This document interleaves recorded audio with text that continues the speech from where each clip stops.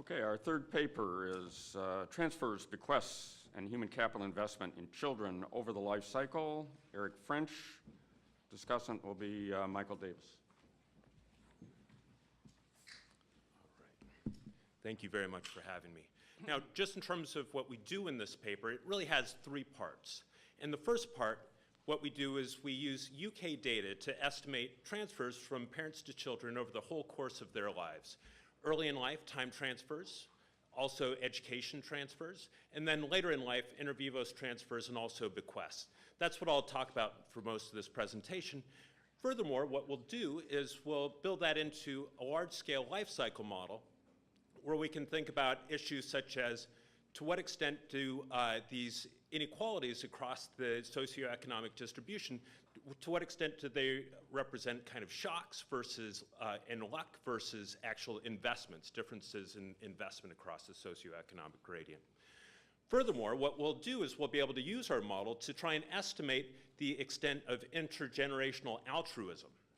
Now, if we know a little bit more about the extent of intergenerational altruism, this can help us think about the response, the behavioral response, as well as the welfare consequences of lots of different types of tax and also Social Security reform.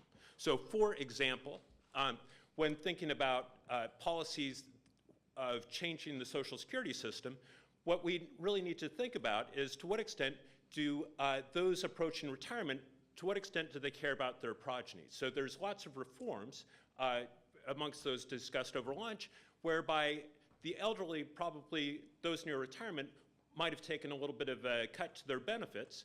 Now, of course, if they don't care about their children or future generations, they'd be unwilling to accept those sorts of benefit cuts, even if it benefited future generations. However, if individuals are very altruistic towards their children, that increases the scope by which there might be reforms that might actually benefit the young and the old would agree to as well. Now, in terms of actually identifying and estimating the extent of intergenerational altruism, as it turns out, it's incredibly hard.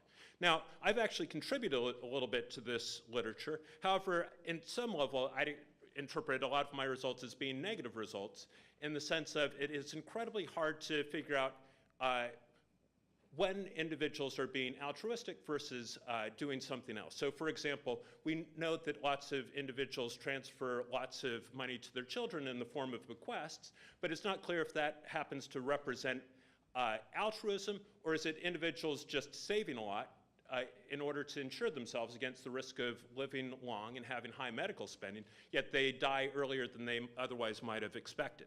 So what we'll do is we'll bring together multiple stages of the life cycle and transfers at multiple stages of the life cycle in order to better pin down the importance of altruism. The data that we'll be using are fascinating data. They're often referred to as the cohort data. The particular cohort is called the National Child Development Study. These individuals actually get very detailed measurements right near birth. And essentially every 5 to 7 years, there's follow-up interviews on these individuals.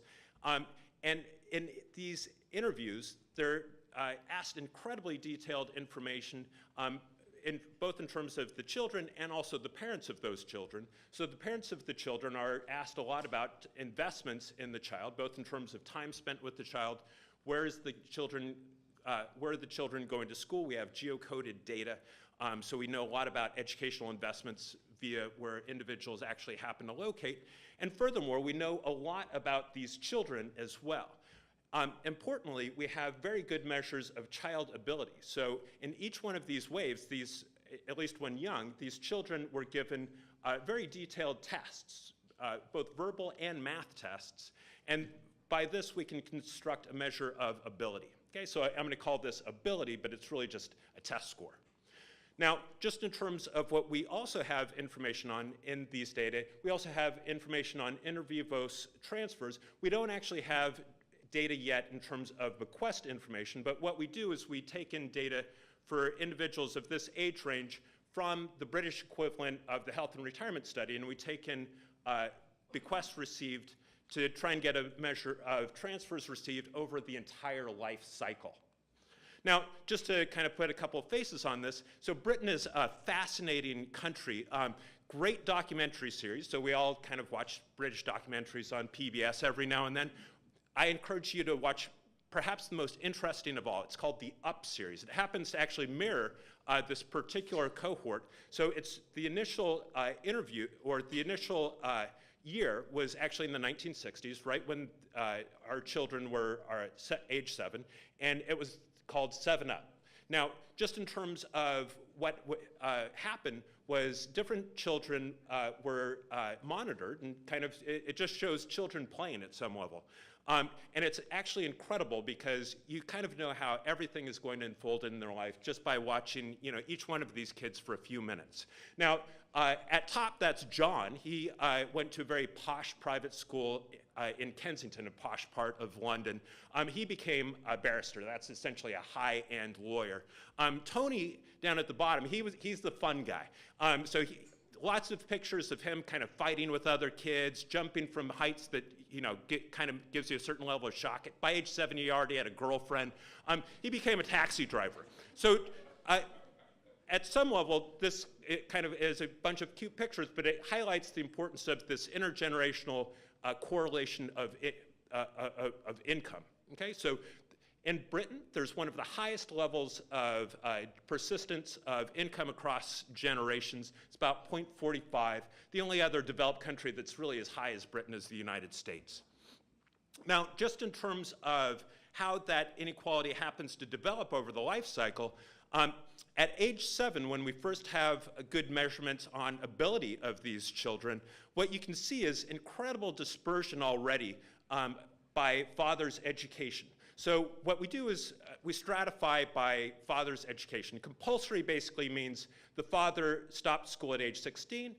Post-compulsory, that's essentially high school graduate, so ended school around age 18, and then some college means what it means in the United States. What you can see here is that amongst children of fathers with only compulsory education, only about a quarter are above average in terms of their ability measure as measured by this test score. Contrast that of children who happen to be children of fathers who had some college, and that number is closer to 60%. Now, as time goes by, these differences just widen. Now, in terms of children of fathers with only compulsory education, whereas at age 7, about a quarter were above average. By age 16, less than 20% are above average in terms of measured test score. Now, not only are there important differences that occur by age 16, but again, these differences, they just widen as we move into kind of when individuals decide to stop going to school. When thinking about individuals who have fathers with only compulsory education, only 20% of those individuals go on and get some amount of college. When we look at children of fathers who had some college, about 2/3 of those kids wind up getting at least some college themselves. Now, this table is my favorite. I love this table. So there's a fair amount going on in it, but I want to take you through it slowly. Now, just in terms of the first thing that I want you to see, just to kind of start off with. So on average, lifetime income of kids born to fathers with only compulsory education was about 736,000 pounds on average in this group of individuals. Now, contrast that with children born to fathers who had at least some college. Those kids on average have incomes of 1,025,000 pounds. That happens to be a difference of 291,000 pounds. So that's where that number happens to come from. Okay, so up top, this happens to be showing differences between children of fathers with only compulsory education and children of fathers with higher levels of education. So the difference between those children born to fathers at the bottom of the education distribution versus those at the top, that's 291,000 pounds. As it turns out, most of these differences in terms of lifetime income is fully explainable in a statistical sense by ability at age 16. So what we do is we estimate earnings regressions. So as these people enter in the labor market, we know what their earnings are at different ages. And so we estimate earnings regressions where earnings happens to be a function of ability, age, interactions, things like that, as well as education.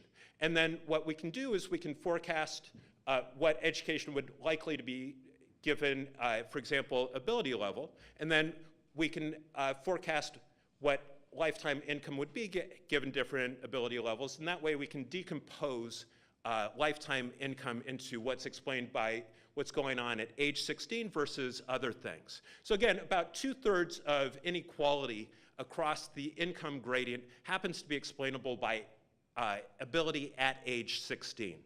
Now furthermore, a big chunk of that happens to be explainable by ability at age 11, kind of just thinking back to our good friends John and Tony and kind of what they were up to.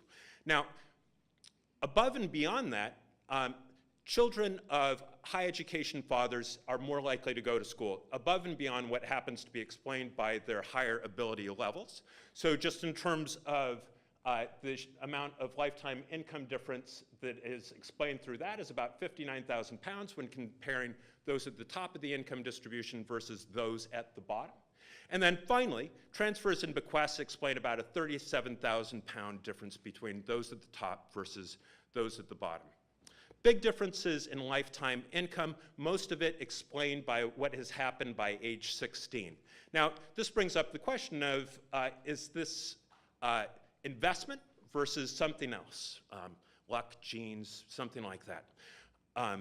Social connections, perhaps. Now, to the extent that this reflects investment, here's the information that we have. We actually have a lot of measures in terms of what these parents were doing in terms of spending time with the kids. So this is really what's unique about this data. The US, to the best of my knowledge, has nothing really like this.